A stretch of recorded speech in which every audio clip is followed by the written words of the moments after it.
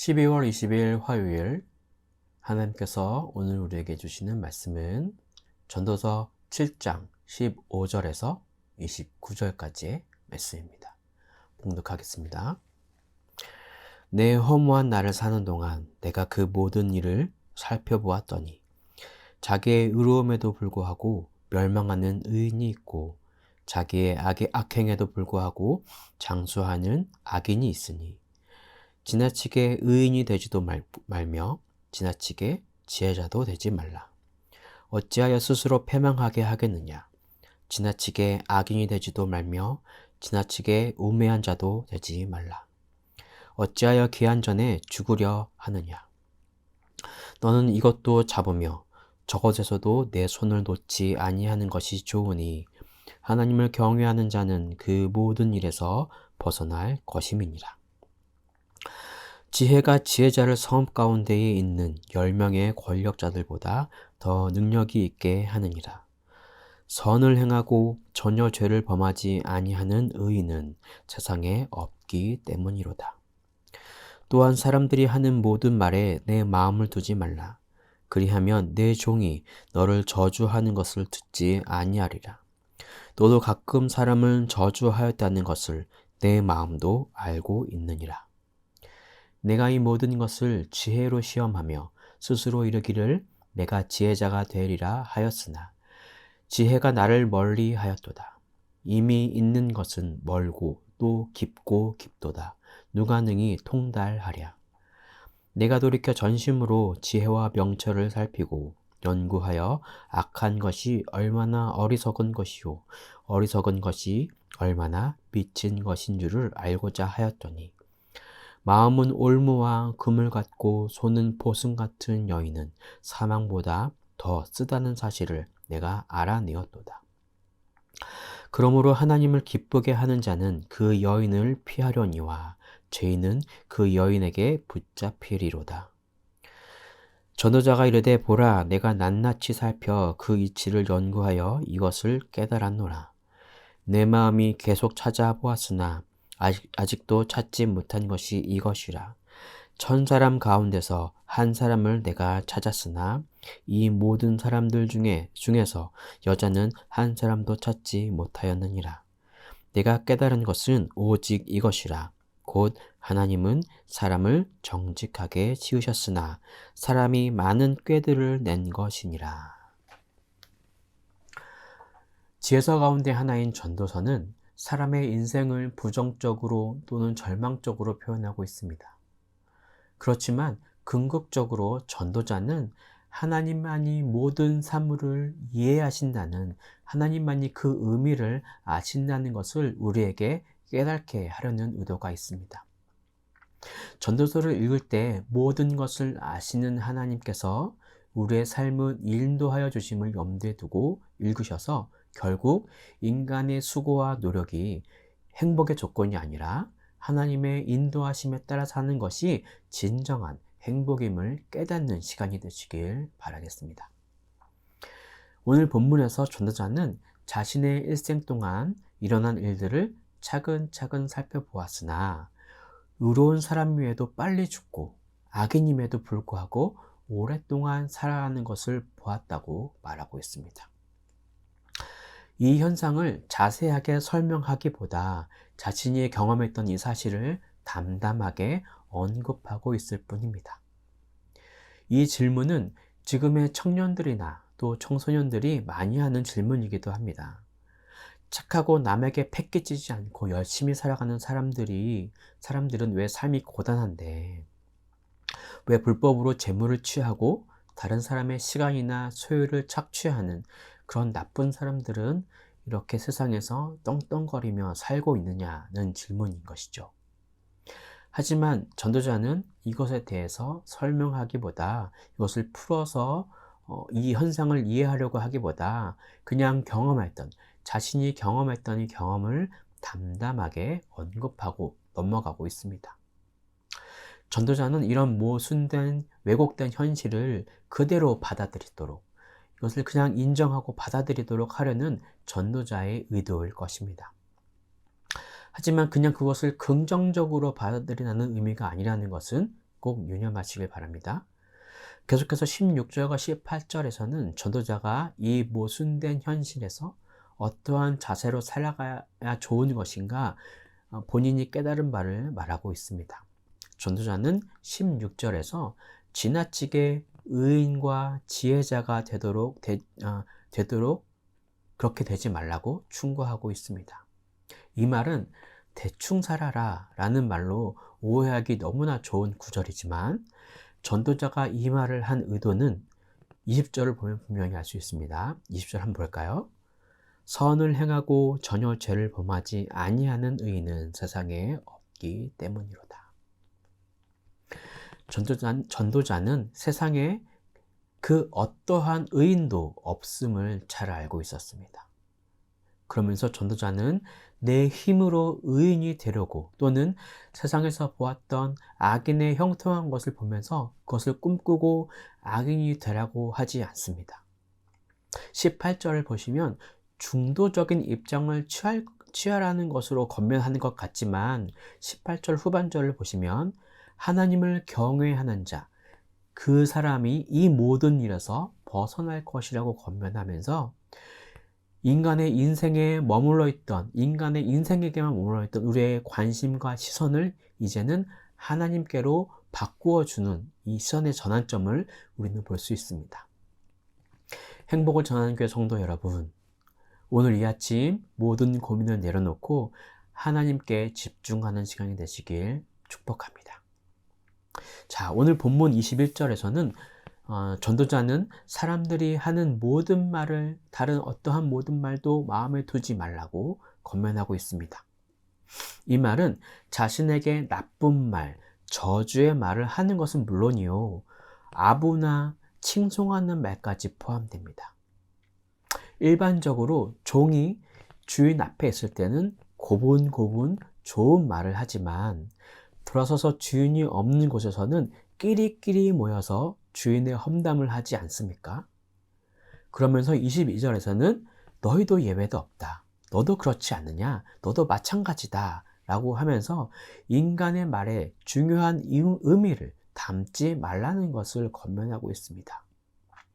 앞서 말씀드린 대로 하나님은 우리의 모든 것을 알고 계시기에 인간의 말보다는 하나님의 말씀에 더 의지할 것에 대한 의미가 담겨 있는 구절이라고 할 수 있겠습니다. 다음으로 23절부터 26절까지는 전도자가 지혜에 대해서 그리고 악한 것이 얼마나 어리석은 것인가에 대해서 평생 연구하고 시험하고 나서 결국 발견한 사실을 말하고 있습니다. 올무와 구물 같고 손은 포순 같은 여인이라는 표현은 우리를 올가매는 유혹을 의미합니다. 그 연구의 결과는 결국 하나님께로 이르게 되는데 하나님을 기쁘게 하는 자는 그 유혹에서 피하는 자라는 것입니다. 유혹은 보통 한 번에 강하게 오지 않습니다. 마치 올무처럼 조금씩 우리를 조여옵니다. 그렇게 우리는 이 유혹으로 인해 피해가 생길 때에 비로소 이것이 유혹이었구나 라는 것을 알게 되는 경우가 허다합니다. 하나님을 기쁘게 하는 자는 사람의 말보다 하나님의 말씀을 의지해 그 유혹을 피하는 자라는 것을 전도자는 자신의 평생에 이른 연구를 통해 알려주고 있는 것입니다.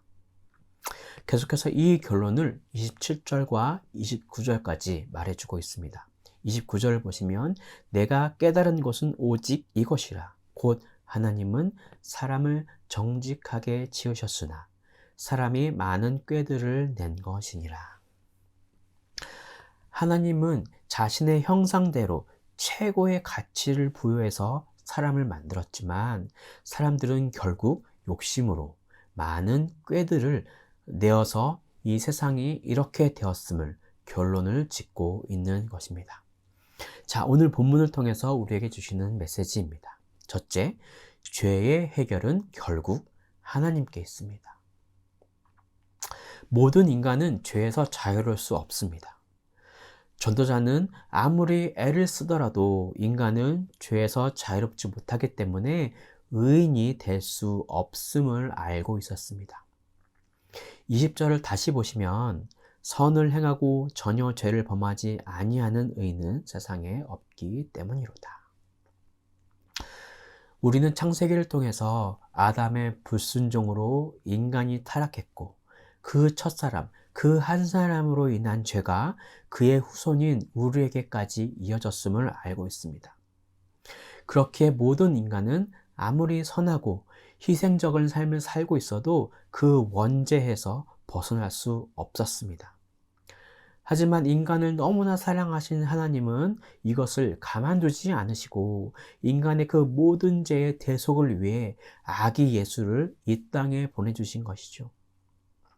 예수님의 그 성육신의 희생과 섬김을 통해서 죄 없으신 그분의 희생과 섬김을 통해서 우리는 그 예수의 그 보혈의 피로 말미암아 의인으로 칭하여질 수 있게 된 것입니다. 이것이 복음이죠. 이 복음으로 말미암아 비로소 우리는 의인이라는 신분증을 얻게 되었습니다. 여기서 주목할 것은 내가 내 스스로 내 힘으로 의인이 된 것이 아니라 내가 의인이라고 칭함을 받은 것입니다. 이것은 수동태로서 내가 어떠한 자격이 되었기 때문에 의인이 된 것이라기보다 하나님께서 예수님의 그 십자가의 대속으로 말미암아 하나님이 나를 의인으로 불러주겠다라는 것을 의미하는 것이죠. 하지만 내 속사람은 아직도 연약해서 의인으로 칭해진 그 거룩한 옷을 입었음에도 불구하고 내 속사람은 너무나 더럽습니다. 신분증을 가지고 있지만 내 마음은 계속해서 유혹에 시달리고 내 자신의 생존을 위해 세상과 타협하고 다시 옛 모습으로 돌아가려고 하는 그런 연약한 모습이 존재합니다. 그래서 우리는 매일매일 주님 앞에 나가야 합니다. 주님 앞에 내 속사람을 내어드리고 철저히 회개하며 나의 죄를 하나님 앞에 해결해야만 합니다. 오늘 이 아침 2022년을 마무리하는 이 마지막 주간 하나님 앞에 자신의 죄를 온전히 해결하시는 시간이 되시길 바랍니다. 그리고 내가 죄성 가운데 있을지라도 포기하지 않으시고 나의 모든 것을 아시는 하나님께 좋은 아비가 되셔서 좋은 것을 주실 것임을 믿고 그분의 말씀에 순종하여 나아가시는 우리 행전의 성도님 되시길 간절히 축복합니다. 자, 그럼 오늘 본문을 통해 주시는 두 번째 메시지입니다. 둘째, 변덕스러운 사람의 말보다 하나님의 평가에 민감합시다. 여러분, 우리 각자의 삶을 돌아봅시다. 나의 지난 인생 중에 내 생각이 얼마나 많이 바뀌어 왔습니까? 지금은 정답이라고 생각했던 것들이 새로운 경험과 새로운 지식을 쌓게 되면서 그것이 옳지 않았구나 라는 것을 자신의 인생 중에서 한 번 이상은 다 경험해보지 않으셨습니까? 자신의 인생 중에도 그러한데 다른 사람에 대한 평가는 어떠하겠습니까? 22절에 보시면 비록 마음속에라도 다른 사람을 저주하는 것이 우리라고 전도자는 알려주고 있습니다. 사람은 편가르기를 좋아합니다. 이것은 생존을 위해서 자기를 해치는 사람과 자기를 도와주는 사람을 구분하기 위한 본능이겠죠. 그래서 편을 가르고 다른 편에 있는 사람들을 험담하기를 좋아합니다. 하지만 인생을 살다 보면 오늘의 적이 내일은 친구가 되는 경우들이 너무나 많이 있습니다. 그럼 이때 적이 되었다가 친구가 되는 이 친구들을 내 편이 되었던 이 사람들은 예전에 험담했던 나의 과거, 나의 모습은 사라지게 될까요? 전도자는 이러한 인생의 다양성, 인간의 인생이 어떻게 변할지 예측할 수 없음을 알았기에 인간의 평가도 상황에 따라 변할 수 있음을 잘 알고 있었습니다. 그렇다고 자신에게 충고한 사람들의 말을 무시하라라는 말은 아닙니다. 다른 사람들이 나를 두고 이러쿵저러쿵 평가하는 소리를 들으며 민감하게 반응하고 전전긍긍하면서 그 소리에 맞추어 그것에 의지하여 살려는 생각을 버리라는 말입니다.